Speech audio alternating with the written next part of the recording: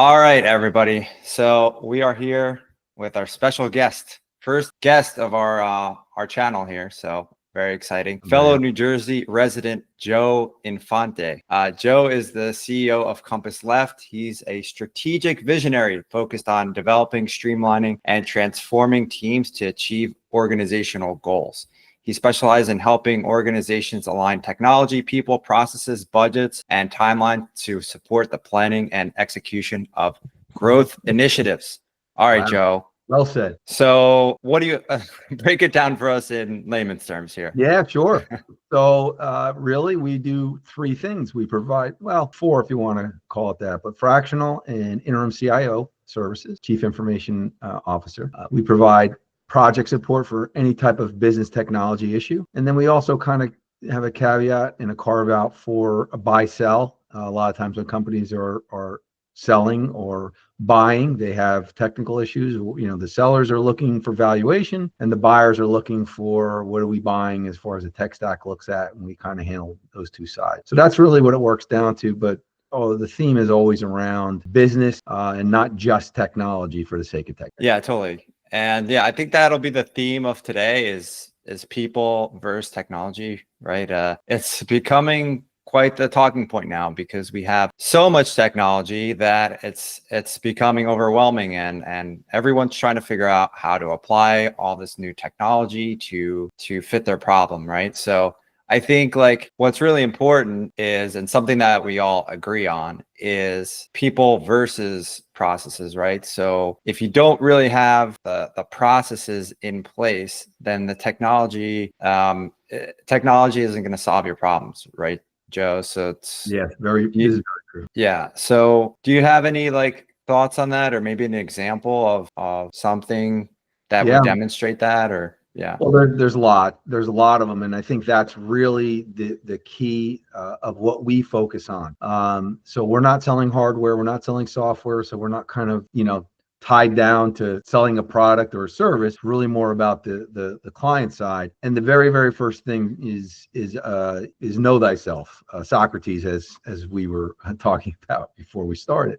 It's the biggest thing, and we see a lot of organizations will go out and I is a pet peeve is the first thing they'll do is say, oh, we need a new CRM, or we need a new system, or there's this cool thing that does this, and they go out and get a demo from the vendor. And I'm not bashing vendors because where would be without software and systems and solutions. But the reality is they really don't understand what's going on internally first to be able to sit there and say, well, what do they need the new technology or whatever it is to do? They're leaning on the vendor to show them the feature set, and feature sets are great, but it's not good if it doesn't mean anything if it doesn't fit the workflow. Either it fits the workflow of what you're doing, or you take your workflow and match it to the new system, right? But it all starts with understanding what your workflow. That's one of the biggest, whether it's one tiny little application that we're using for a department, right? And that's, you're starting to see a lot we used to call this shadow IT. I mean, it's still called that. It's making a big comeback now with cloud services. People are just plugging stuff in and going, but we don't know how that really rolls downhill or uphill, depending on how it flows downhill. So I'll just give you an example. Somebody buys an expense or a time management system, and how does that go down into the finances? A lot of times they buy it, they don't really care what's going on in accounting, they buy it for their department. So the goal really is to understand what's going on process wise, and I like to say workflow wise, right? If you look at a whole business, it's lead to cash, right? The lead is how the business comes in. Cash is how you're making money or paying vendors. So you really need to keep that in focus every time you look at something. Let's have a nice snapshot of lead to cash. So lead to cash, you mean just every system, person, and process in between the lead and where the cash comes out? Yeah, and we start very high level, right? Because this is where everybody kind of looks at, hey, we need to document everything and to understand our process, and they get crazy with going down to mouse click. And sometimes, when you're doing an ERP project or any kind of project, you do want to get down to mouse clicks at some point. But I think initially it's really a nice, easy workflow diagram at an executive level. That's the very first. Here are the systems, here are the departments, here are the major processes, and where are the holes, right? Very, very simple. That's how you start. And, everybody, the other piece of it is most organizations in larger ones, but even small ones, they really don't know what everybody's doing. It's so common when you walk in the door and talk to a CEO or a CFO. It's like CFO, not so much. CEO, or business owner, I know what's going on here, And as you go down the line, you start to find out, well, they really know the business. It's true, but the VP of operations doesn't tell them 2 or 3 things, but gets them the information. And it goes down the line. And by the time you get down to the AP clerk, it's like, holy cow, there's 15 things that CEO doesn't know or the executive team doesn't know. This is on a spreadsheet, or this is on a piece of paper, or this is in somebody's head. But they get the information at the end, but they don't know all. So know thyself is absolutely the number one rule. Yeah, totally. I could totally relate because I worked in a large corporation, and I was one of those people where we just had, we were moving lots of money around, and the higher ups were just like, all right, is the money there or not? And all they knew is, the money's not there, there's a problem. And meanwhile, you have a whole department, trying to scramble with all kinds of sheets and knowledge from working there for 20 years, just knowing like, well, if this if this money didn't come in around 4:30, then it's not going to come in. Just people have crazy knowledge that, like you said, it's hard to capture that. And I find that even now, because I'm no longer working in businesses that have 6-figure amount of personnel. We're working with very smaller businesses, and even in the small business, 5, 10 people or 3. Sometimes you just have to look at each other and say, are you doing this or am I doing this? Right. And that's something that I'm helping clients with, is just creating a responsibility matrix and just saying this person's the first line of defense. This person should be overseeing it. Right. And then creating a knowledge base, because a lot of people, especially small business CEOs, they have so much in their head. They're so smart. They're like, I know exactly how I want it run. I know exactly what to do. And it's hard to get it onto paper. They don't have time to communicate every little detail to their team, right? So things that I'm proposing, which, by the way, do not require a high-tech solution, but we can utilize some tech, like we're using today, recording meetings and getting transcriptions, which is pretty easy. Anyone can set that up. You take that and you create a knowledge base out of it. This way, every time the CEO is on a call, he's or she is providing their knowledge in their head, and it's getting recorded. And then you can create sort of like a searchable database, almost like a GPT style chat solution for employees to ask questions or create procedures out of them. And so you have your responsibility matrices. Each person is doing these things. And by the way, here's the procedures for those things based on a combination, not only of the CEO or owner's knowledge, but a mix of that plus all the stuff that you were saying, just that in their head kind of day-to-day stuff. And you create a nice little package. And now you have a solid backbone, a solid operation of what your business is doing. And then you can look at that and say, oh man, but how do we speed this up? Like, all right, maybe now let's look into software. Right. So Now that makes a lot of sense. I think in smaller organizations, you see balls drop because of duplication. People thought I was doing it, you were doing it, because it's all hands on deck in the smaller, especially startup, or you're in growth mode. Large organizations, things fall because no one's doing it, because something changed, because there's silos. And really where you start to see the problem in large organizations is the handoff, silo to silo, right? Inside the silo, things can be, good or bad, but they're typically under control. It's the handoff when it goes out from operations to finance, or from sales to operations. It's the handoff. Things drop because something changed on one side or the other.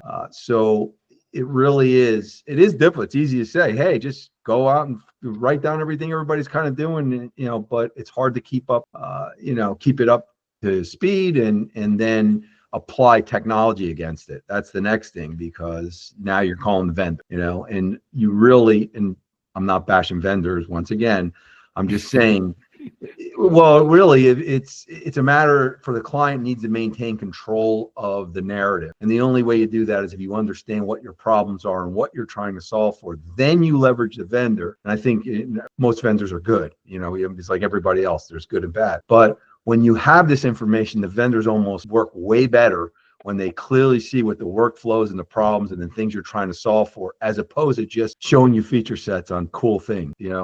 A good vendor always want to know your workflow and say, here's how we can help, or here's how we can make things better. Yeah, for sure. And so like, in your experiences, I mean, you work with some pretty sizable transitions, right?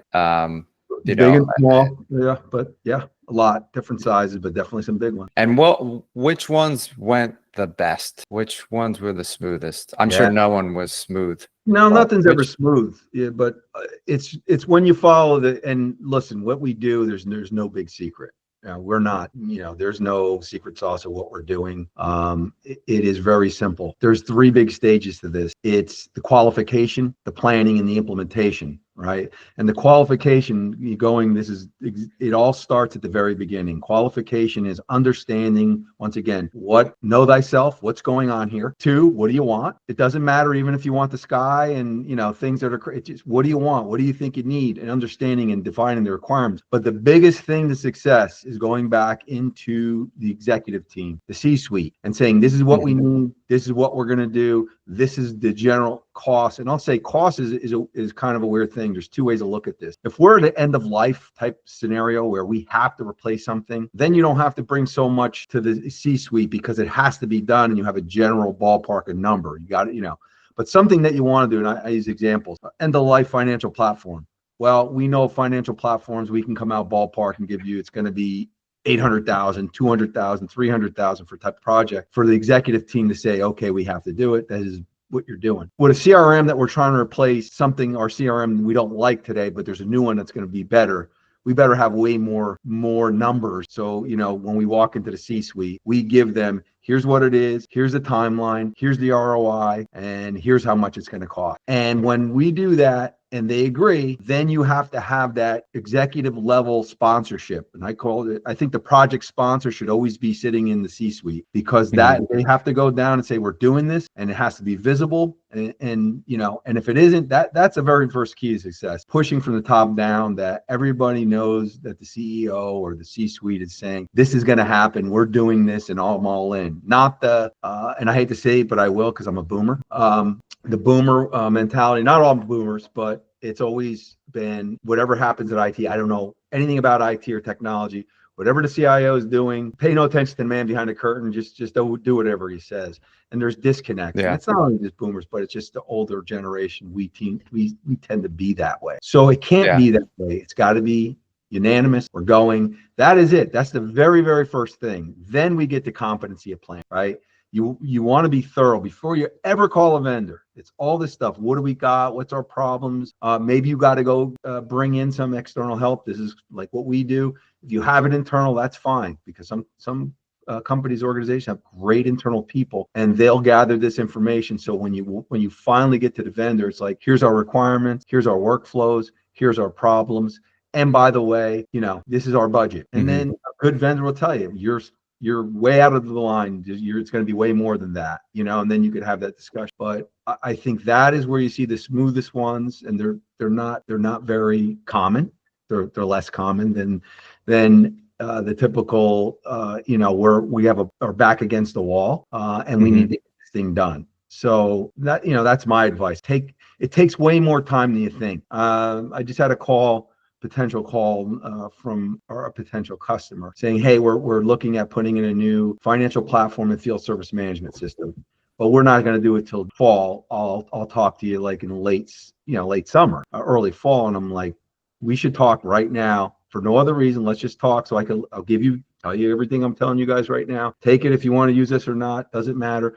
But the sooner you start planning this stuff, the better you are. The ERP system, even for a small company, could take 2 years. Yeah. That's what you got to think. Great. Irfan, did you want to chime in here? I'm having a great time listening. I'm learning a lot as well. So I'm more on the here to learn. You mentioned lead to cash. I'm more on the cash. You like the cash side? Yeah, I'm on the cash Irfan side. likes the cash side. Cash cycle side. So I think you guys are talking a little bit different than what I'm used to. So. Yeah. You're still there. Yeah, we're just checking in, making sure you feel included. Let's quickly talk maybe just software. So let's talk maybe let's talk about some software that is pretty useful, in general, maybe things that you found that you use typically in your builds, or things that just outside of that scope that you found recently that worked well. Yeah, so we are so agnostic, we don't care. You know what I mean? And it's so weird that we see, on a given day, I see new systems that I didn't even know that existed. And I know it's kind of crazy to say, but depending on the industry. So, in a lot of these industries, we're doing work in the material handlings right now, which is more or less run like a car dealership, which are dealer management systems. So these are systems that sometimes sit on top of traditional systems like financial systems like Microsoft Dynamics or a Sage product or things like that. And other ones that are brand new startup field service systems that help, when somebody comes to your house and does your HVAC, and they have you sign the little their little tablet. Tons of those, So I think in general, it really, I don't necessarily have recommendations for any type. You should try this, you should try that. That's not it. It really is about what is your industry. And really I think the hard thing is in scaling up. When you look at companies scaling up, when they're smaller, they can afford the very specialized software that's written, I hate to say this, in the garage somewhere. You know what I mean? Like you see a lot of these in doctors' offices when you go to doctors, not so much now because now they're getting mainstream. But back in the day, and the billing system, and there's a lot of these one-offs for specific industries, especially in service. And when I say services, I mean construction and things like that. But even medical, there's a lot there too. But I think what's happened as you get to scale, and this is, I think, a better example. Maybe this resonates with a lot more people. It's when you go from QuickBooks. Now we can't use QuickBooks anymore. We're getting too. We need something bigger than QuickBooks, right? It's that jump. And I think that's where things get crazy, because the cost differential for going from a QuickBooks to a Sage or a NetSuite or a Microsoft is sizable. And that's, that's a big jump. So when, that's probably the bigger, when do I make that jump? And Intuit's making it a lot easier not to make the jump these days because of all the third-party integrations that you can do and still use QuickBooks for the smaller companies. But as you get to scale, it becomes apparent. And QuickBooks has an enterprise system now, so they're making it even harder as well. Yeah, they're making it. Yeah, and you would be shocked at some of the clients I've been in the 100 million still having QuickBooks on the back end somewhere. Yeah, I've seen that as well in my time. It was like when I'm walking in, and I do not sit here and recommend you should use this software or not. We get the, there are ones I'll sit here and say, especially where we really play in the middle, where it's going to be a Sage, it's going to be a NetSuite, it's going to be a Microsoft. We're not playing in the SAP, the big enterprise world, right? So it's usually in that arena somewhere, and you kind of see what the client's doing and what their business line is and things like that. But man, I'll tell you what, QuickBooks is still very, very prevalent out there, and they're using all these third-party tools to do all the stuff that QuickBooks either isn't good at. Time management, I still say they're not, things like that. And then they're pushing the final P&L and all that stuff going in. The general ledger all gets pushed down into QuickBooks, so they can report out and do their taxes. I think it goes back to what we were saying before, right? It's a people thing rather than a software thing. So these softwares, it seems like they have such great capabilities. You can get it to do anything you want it to do. And in QuickBooks, it's third-party applications. Alex finds a lot of small applications for what we do as well. Right. And we figure out software systems that help the client, but it rather than a software system, it's getting the right application for the right company, right? So and utilizing it the right way rather than finding that software. So I appreciate that insight as well. Yeah. I think it's just so dependent, and because it depends on what their structure of their team looks like as well. Yeah. So if they have someone who's very competent at something, and it makes sense to just have them do that instead of what's the phrase? It's kind of reinventing the wheel. Thank you. Then yeah, totally. Yeah. But so I think overall themes are, there's no one size fits all solution. No. I think you need buy-in from the top down. That's something that, we're finding as well is getting people at the top level or the owner CEO level to buy in, right? And if they're not bought in, then it's difficult to implement what you want to implement. So they need to be always on the same page with you. And people are still part of the process. I know everyone wants to point to AI and all these programs, and there are a lot of really interesting programs coming up for sure that is automating stuff. But at least at this very moment in 2025, it is more, I would say, taking away things that it could be are pretty automatable, in terms of just like literally people copying, pasting stuff or parsing information, that sort of thing. When it comes to systems talking to each other, we have Zapier, we have make.com, all this stuff, but that's one piece of it. But there's also a lot of software that's not included on that yet. And there's a lot of legacy software or specialized software that people are using, or they're working offline, and it can get messy quick. So people are still relevant. So yay. People are still news. relevant. Yeah, definitely. I mean, there's two things you're seeing now, especially even in the small world, but really in the mid-sized market, is that you have a lot of these platforms coming end of life, where you look at Microsoft Nav or Microsoft Great Plains, they'll Nav is end of life, and Great Plains will be, and they're moving to business. And now we're going to talk a little about software, Business Central, and they're completely different systems, just the way QuickBooks Enterprise Desktop in no way, shape, or form looks like QuickBooks Online. Like everybody, you know what I mean?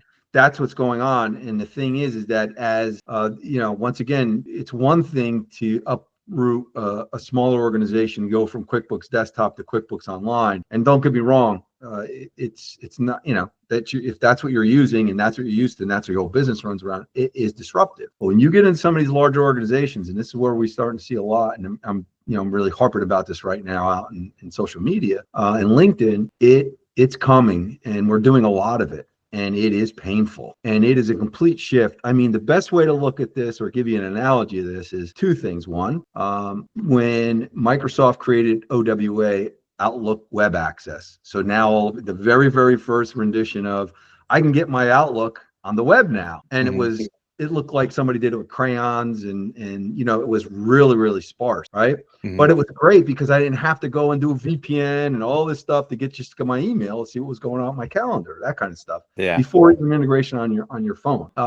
And the better one, I think, is Google Excel to Google, right? When Google Sheets came out, it looked like Excel 1995, but it was cool. There was sharing, and So the point is that when you look at these new platforms, especially when you're looking in the ERP world of finance or CRM, all that stuff, the cloud versions are a lot different, and they're not as mendable or bendable, I should say, or pliable as the old premise-based, because you had the premise-based. There's a lot more you could do with your own. Now you're in a multi-tenant situation, and whatever Microsoft's feeding you, there's some tweaking, and then that's what you get. So it's a lot different, and it's laid out different. I think that I said to somebody, I doubt very much that the people who wrote Great Plains are the same people who wrote Business Central. Now, because most of the people that wrote Great Plains have been retired a long time ago, and now there's a lot newer people programming it for the web, to be SaaS based. It's just different. So it's a big, big challenge making those leaps, and it's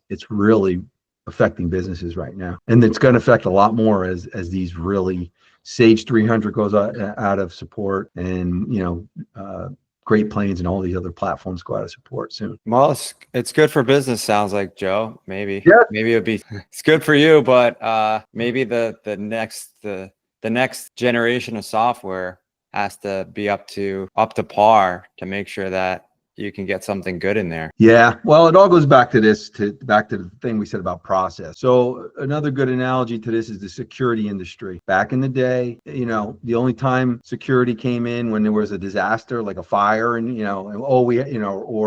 business continuity. Then when all of a sudden the viruses came out, and all they really did were spread and maybe do a denial of service attack and stop you from. Then it started stealing things. Then all of a sudden people started investing in security, and it became a problem. Now with AI, we're kind of back to the same thing where, AI is forcing us to look at our processes because you can't really implement AI effectively if you don't know what you're doing. In other words, if you don't know what the process is, how do you turn it into, an automated or, artificial intelligence or use machine learning, anything, if you don't know what you're doing? So it is forcing companies now, going back to the people and process issue, is to really look and say, okay, what are we doing and how do we apply this to AI? And you're right, it starts with a lot easier stuff, bank reconciliations and things like that. But it's already advanced in a lot of bigger organizations, and even some small ones. It's amazing what they're doing with AI right now. But they understand their process and their workflow. For sure. So yeah, I think AI adoption, it could be another whole tangent, and maybe we'll save that. Absolutely. Yeah. Maybe we'll save that for another video. But yeah, Good I part think too. I think we touched on a lot of good stuff today. And I don't know, Irfan, do you have any? Want to make sure you're included. I feel included, Alex. I just You want to feel- make sure our speaker has good amount of time too. I don't want to Yeah, ramble on. yeah, cool. I'll bore you to death. No, but I mean, I think we had a really good discussion about a variety of topics. I want to talk about AI, but I don't want this thing to go on for 2 hours. I was really So- referring to the process part of that, not Yeah. the AI part. So people and processes still matter. You need buy-in.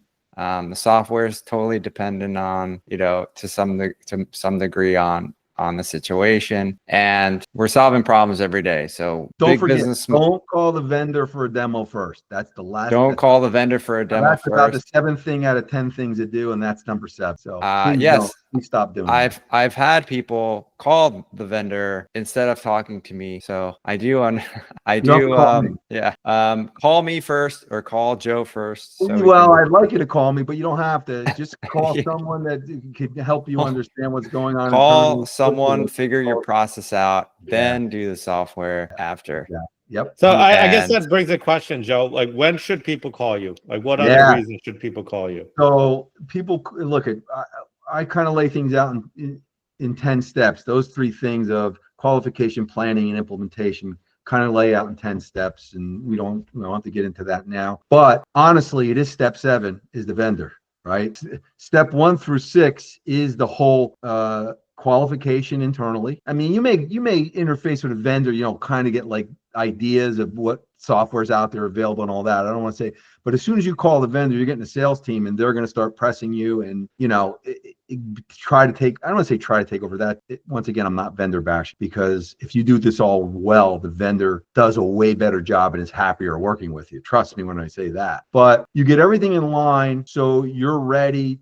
Number 1, you have an idea of who is out there and can help you. That's research, a lot of research. You understand what your problems are, at least what you think they are. You're still going to get the vendor's input. You want their input because they see what's going on out in the world. But you really want to have everything ready to go as far as what your workflows are, what your general processes are, where the problems are at. So you could show them, here's what we do and how we do it. Lead to cash. I like lead to cash no matter what, because if you're just putting in a financial system, they're going to know how orders come in. You don't have to spend tons of time, but I like, what's our lead to cash, and here are our problems. Or you could just show the vendor the problems they're trying to solve for. But at least everybody knows. And then you look for or go out to the vendors that meet your requirement. Now, there's a lot of caveats to this. Microsoft, what do? Do you call Microsoft directly if you want to bring in Microsoft Dynamics? You could. Not my favorite thing in the world. I like to look for the integrator first, because if you go to Microsoft, they assign the integrator, and that's the other thing about software. If you go to the software or the software vendor directly, and they don't do the implementations, which especially for small organizations, Microsoft's not going to do your implementation. They're going to refer you to a partner, which is good and bad. Sometimes you get the one they want as opposed to the one you want. So there's another part of research of finding the right partner. There's a lot of little things here that help. And I'm not saying I wouldn't go to Microsoft, and it depends on size of organization and what they do. But the bottom line is, number 7 is call the vendor. 1 through 6 is getting your ducks in a row and making sure you at least understand what your problems are and what you would like to have. Those are the things before you ever call a vendor. Gotcha. Thanks, Joe. And Irfan, why, what, or when should people call us? Yeah, I think the cycle is a little bit different than Joe's. Joe's seems to be after the end of the ERP system. that they have, or their ERP system is not working. For our cycle, it happens to be similar. It's like this thing is not working, and when business owners call us. But I think if they start calling us beforehand, when they see that things are getting a little bit out of hand, maybe we should talk to Alex and Arfan and see if we can create a better procedure. I'm not understanding my financials clearly. Let me talk to Arfan and see if I can get a better setup going. And that's the ideal process, right? And unfortunately, as we've seen, Alex, the leads start coming in when it's, man, I'm really messing up. I have no idea what's going on in my business. Everything's on fire. Yeah. Everything's on Yeah. fire. I'm having trouble handling what's going on. And that's when we start to get involved. And we could do either which way, but I just think it's a lot cleaner process coming to us early. Yeah. Earlier the better. Earlier the better. Earlier the But better. then And again, then, you know, we wouldn't have that many customers if it was, you know, if everybody, you know what I mean? If people are that aware that they have or potential problem coming, you know, we probably have a lot less customers. And I think that, you know what I mean? It'd be less work for us, right? Less work. Yeah. You got to get people, you know, getting people out of pain. And then there's two pieces of that.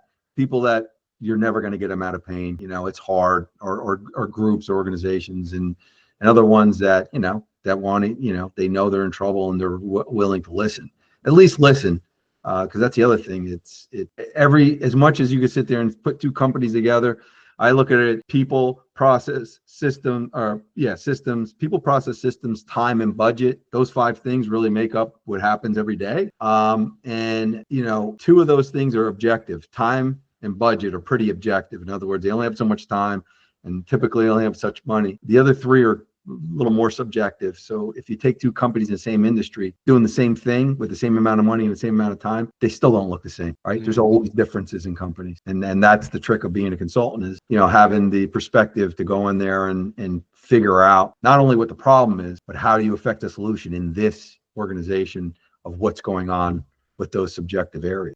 I think that's why I really like talking to you. I think we share a similar thought process on what a consultant should be. It's not just identifying the problem, but executing on the solution. And I think that's what we're trying to explain to people. Like we execute on the solution. Seems like you execute on the solution as well. And I think that the term consultant often means just identifying problems, and we want to get away from that. So. Yeah. Yeah, no, I mean, you know, if you're in the big leagues, and I'm going to say Price Waterhouse, I hate to use that word, you know, like a bad word, because a lot of the people I work with, you know, that are in my organization come from them places, and they're absolutely brilliant. But in a small and mid-sized market, they want to know what the problems are. And they kind of don't. Sometimes they, you know, that's the thing. You ask a person 6 times and you know, what's the problem? And you pull it out. A lot of times the problem, what they think isn't the problem, isn't the actual problem. So I think it's important that, you know, you spend the time and really understand what's going on inside the organization to be able to figure out, apply the solution, because it is execution, Irfan, 100%. Yeah. We all go to school to learn strategy and hypotheticals, but no one teaches execution in any college anywhere. Well, not a lot, that's for sure. All right, so strategy and execution. Call us if you need us. Yeah, definitely. In closing remarks, anyone have anything else to say around this topic? No, just thank you very much. Yeah. Oh, go ahead. No, go ahead. I was just going to say planning and execution, and that would be my closing remark. Mine is simply thank you very much for the opportunity to talk with you today. I appreciate it. And I agree. It's I'll leave it at know thyself. If you got to take one thing before you do anything, make sure you understand really what's going on. And from an outside perspective, and outside doesn't have to be outside the organization, but outside whoever thinks the problem, you know, or is trying to solve the problem, is get perspective within the organization, and if you need outside the organization. Yeah, I just appreciate you coming on board, Joe. You are our first guest on these. It's awesome. Series that we have, and honored. I feel like we have similar businesses, but also a little bit different. So I just think that your thought process is also providing value and executing the consultant way, right? So executing rather than just showing problems. So it was just very nice to network with you. Looking forward to doing the business we're going to be doing together too, as well. So also here, thank you very much. All right, thanks guys. I'll leave it there.